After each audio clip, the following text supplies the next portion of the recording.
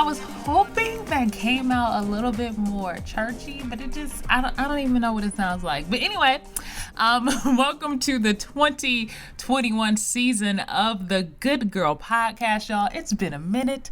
I missed y'all. I miss being behind the mic. I hope you missed me, because I missed y'all. The Good Girl Podcast is a podcast of women's confessions about our flaws, faith, femininity, and culture. Every week, every Wednesday, we have a person on sharing their confession, which is an uncomfortable truth about themselves. The goal is healing from regret and shifting the expectation of what is good. And we are already in the second month of 2021. Happy Black History. Bliggity, bliggity, bliggity, black. Before I hop into this week's confession, let's hear a word from our sponsors.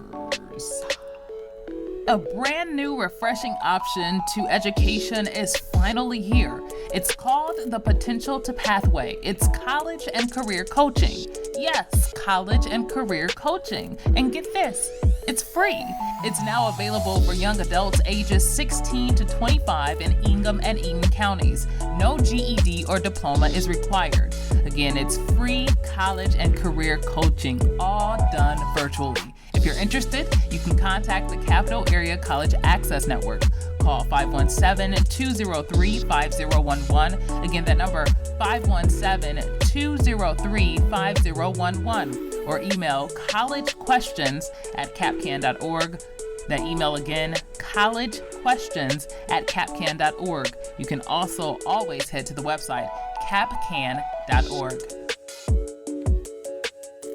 And if you're ever interested in getting your product to my listeners, just let me know. You can shoot me a DM or you can send me an email at info@goodgirlradio.com or just head to our website.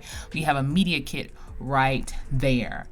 So I always like to set us up for the year, right? I like to provide some words of wisdom, some insight, a lens in which we view the world. Also, simply to let y'all know exactly where I'm coming from and how I'm viewing the world, right? And so I typically start off with a confession, right? A confession from me. So typically what happens before you have your confession or before you get to the confession state, you have all this pressure built up. You have emotions, you have anxiety, and many times you don't know why. You may even have an outburst with a loved one or just kind of like one of those odd situations. But then there's this moment of truth about yourself, right? Where you finally accept whatever it is you've been trying to avoid, right?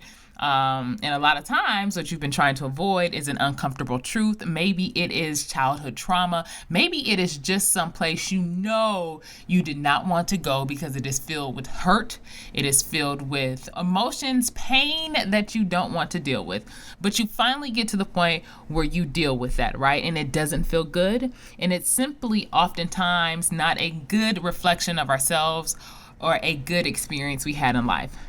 It reveals an unhealed part of us and oftentimes a problematic part of us. But this is why confessions are so good and why there's so much opposition to us getting to the confession state, right? Because when you confess, it is the literal foundation to living your best life. It is the beginning of your freedom and your healing. This is the same reason I believe organizations like Alcoholics Anonymous or Narcotics Anonymous or is it Gamblers Anonymous, they use that famous line like, "Hi, my name is insert your name, Cameo King, and I am a alcoholic," right? It's because the importance of acknowledging where you are so you then can move forward.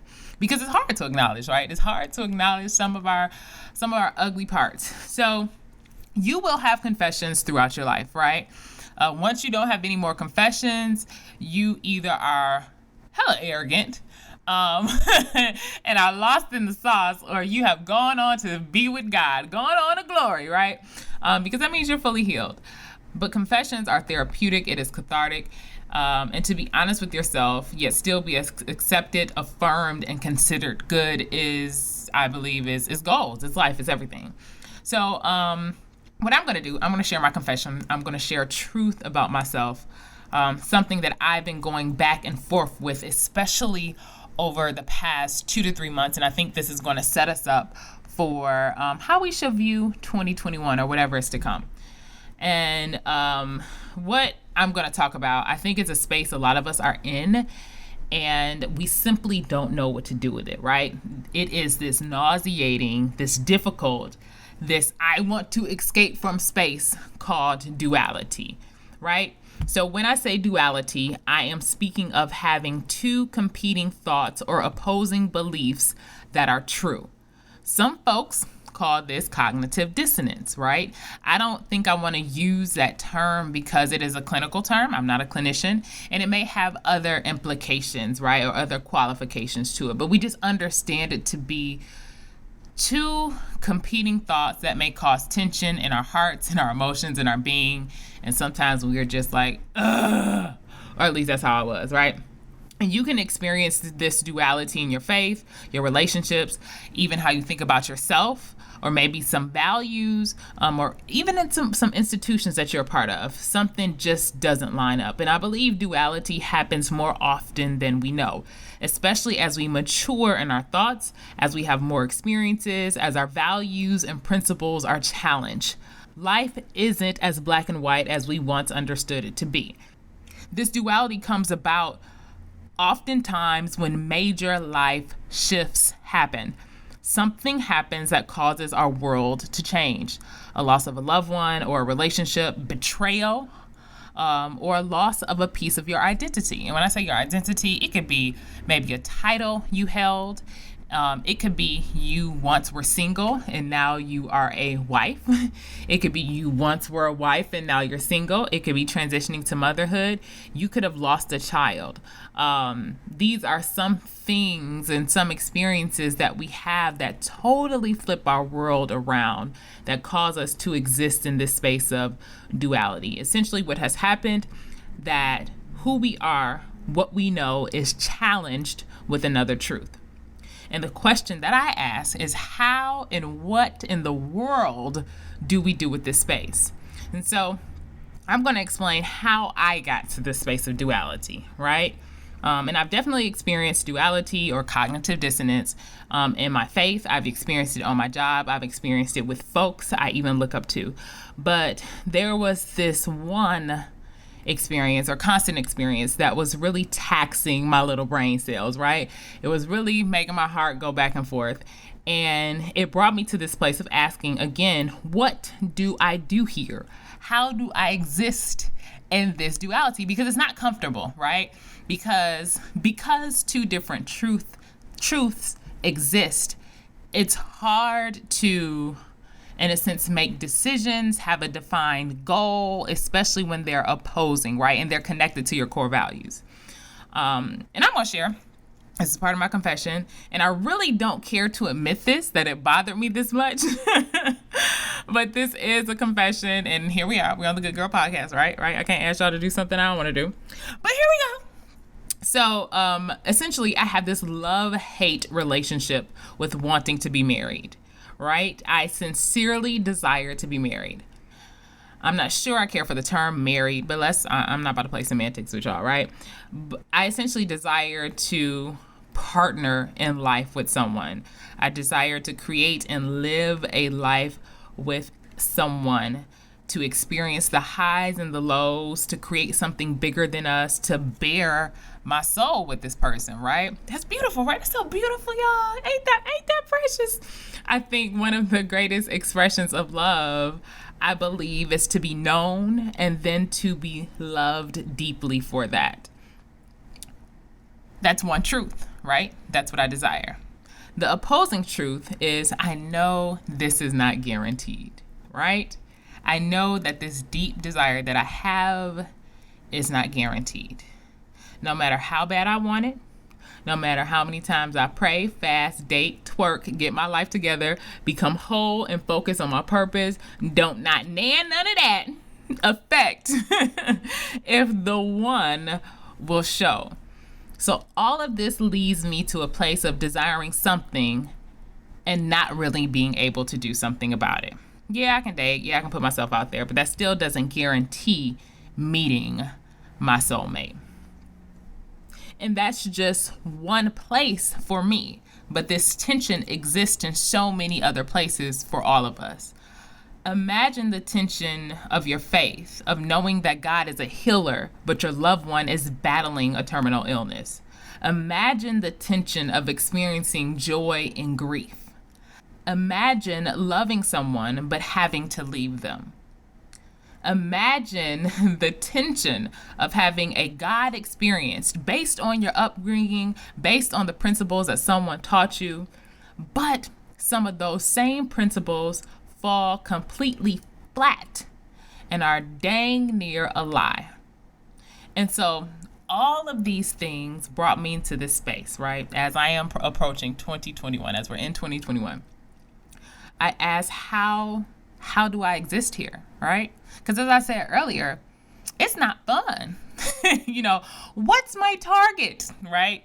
If I know I can't guarantee some things, like, you can work towards a business, you can work towards a job, you can work towards some of these things that will fulfill you. And I think that there is some semblance, some fruit of your labor, some reward. But when it comes to something like marriage, I think working towards that is different because, and I don't even know if you work toward it, but I don't want to go that deep. But it really forced me to think, how do I exist in this space, right? How do you hope and want for something that isn't necessarily guaranteed? When we play back stories in our minds of how we think our life is going to live or how we think our life is going to play out, that gives us hope, that allows us to push, that allows us to move on. But when that hope per se is in question, it's challenging. It creates, again, this duality, this cognitive dissonance. So again, I ask, how are you at war and at peace? How are you hungry and yet full? How are you abased and abound? And the answer I got to that, y'all, I don't even think it's that deep, right? I don't even think it's revelatory. Some of y'all probably gonna say when I share what I share, some of y'all probably gonna say, come on, Cameo, after I tell you what I think it is. And I really think the answer to how to exist in that space, I think it is learning that this space does exist, right? Just simply learning. Like, you have to learn that this space exists, and you have to learn how to exist there. And so I got this from a biblical scripture, right? Where the Apostle Paul says, I have learned to be filled and to be hungry. I have learned to have plenty and have need. And so I think the operative word there is learned and have learned. So it was some thought, some concept, some idea that this person had to learn to exist in this space. And so I do think it's a learning. And I can tell you a few things that I have learned and am learning to help me exist without so much tension, I guess, or with some peace, or to, balance that space is what I'll say, right? So 3 things I've learned. First one is to be grateful. When in these moments, I learn literally to be grateful for the things I'm grateful for in these moments, in these tense moments. I remember when my grandfather died years ago. It was heartbreaking, the patriarch of our family. And we were asked to speak, if he had something to say. And when I got up to say and to share what I wanted to say, a thought came to mind. And I felt like it was just the Spirit of God. And it said, be thankful that you had your grandfather for 92 years, right? Not 91, not 90, not 89, not 88, but 92 years. Be grateful for that, right? So I think being grateful is a part of existing in this space. 2, stay in the moment. And I say this all the time because it's something that I'm really trying to live by, something I'm trying to get in my spirit. But stay in the moment, because that is all we have. All we have is right now. We don't have the future. We don't have 10 seconds from now. Anything can happen that can just take away 10 seconds from now. Neither do we have what happened 10 seconds ago. All we have is right now. And so I encourage myself to lean into the feelings of this moment and don't get so caught up in the next, right? And the last one is to honor your feelings. So when I say honor your feelings, that means be honest about your feelings. And I think when we hear things, like I just said, like to be grateful, to stay in the moment, I think sometimes when we hear that, or even when people say that, it's often said in opposition to honoring your feelings. It's often said in response to uncomfortable feelings. Nah, that's not what I'm saying. I'm not asking you or suggesting that you do not honor your feelings. I am not suggesting that you suppress your feelings. I'm saying you can be grateful and grieve, right? You can be in the moment and be pissed, right? Honoring my feelings has sincerely saved me a lot on therapy, if I'm honest. And it has also allowed me to grow emotionally in ways I never would in therapy, right? Having conversations with my friend. So definitely honoring your feelings.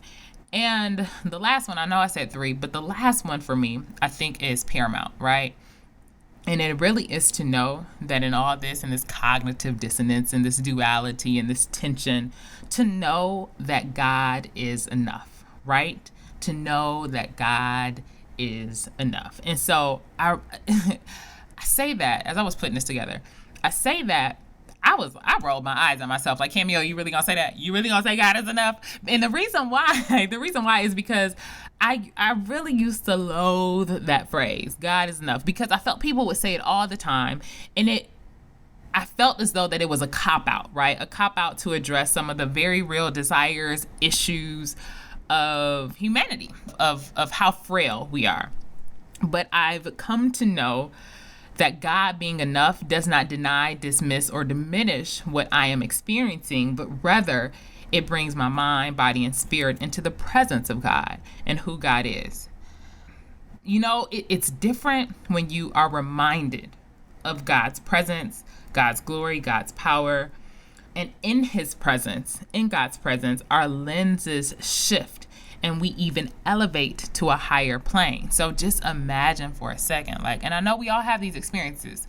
Imagine for a second that space where you have that tension, where you hold 2 opposing beliefs that are true. And just imagine God coming in. And if you've had that experience before, God's presence coming in, just kind of sitting down and be like, you know what, I'm God.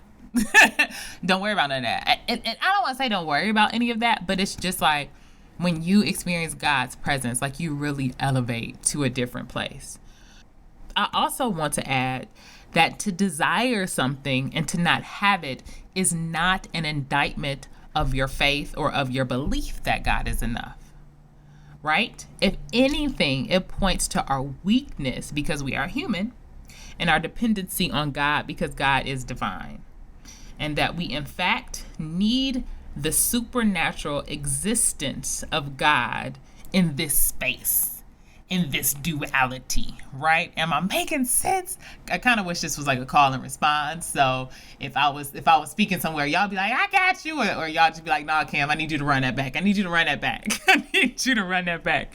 But so many times I've heard that, because we're weak or because we don't have what we desire, that it is in fact an indictment on our faith, that we didn't do something. But I want to introduce this other thought that it is not. If anything, it points to our very real existence as a human.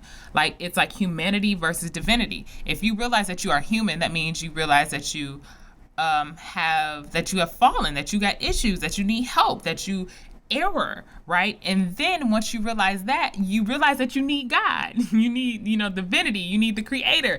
You need these things to exist. So if anything, I feel that this need gives us an opportunity to come to know God in a different way. It is a part of the complexity and the fullness of the human experience with God. So that's what I want to leave with you, is that we honestly have to learn. If we want to be at peace, if we want to exist in this higher space, we have to learn how to exist when cognitive dissonance is present. We have to learn what works for us. We have to learn when duality is present, how to still live and live at peace. And I think this approach or this learning or this challenge for you all and for myself is apropos because this past year, right? And because who knows what 2021 holds. But what it has forced a lot of us to examine who and what we had faith in. It has forced us to examine our beliefs in a very intimate way.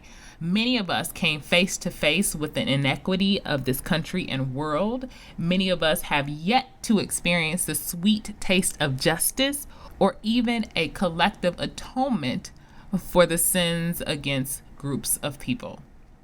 And I think it's easy, and dare I say, a cop-out, to believe and continue to approach a life as though it is black and white. But I truly believe we will find the better part of ourselves, and we will even find God in the complexity of our existence. I am so excited for the Good Girl podcast for 2021. We definitely have some amazing confessions. I'm bringing in the fellas on the Good Girl podcast, and they came with it, y'all. They came with it. I'm always interested in your confessions as well. You can always head to our website and drop your confession. And if you are not already, subscribe to the Good Girl podcast so you can get us every week. You can also on our Instagram, it's a little, you click the bio and you put your phone number in. I promise I won't be texting y'all all the time. I'll text y'all once a week, maybe. You see, I put that maybe in there, maybe. But bare minimum once a week, just to let you guys know that a podcast has released, right? And you'll just get that text and it'll come right to your phone. So thank you so much for listening to the Good Girl podcast, and please continue to believe in the good.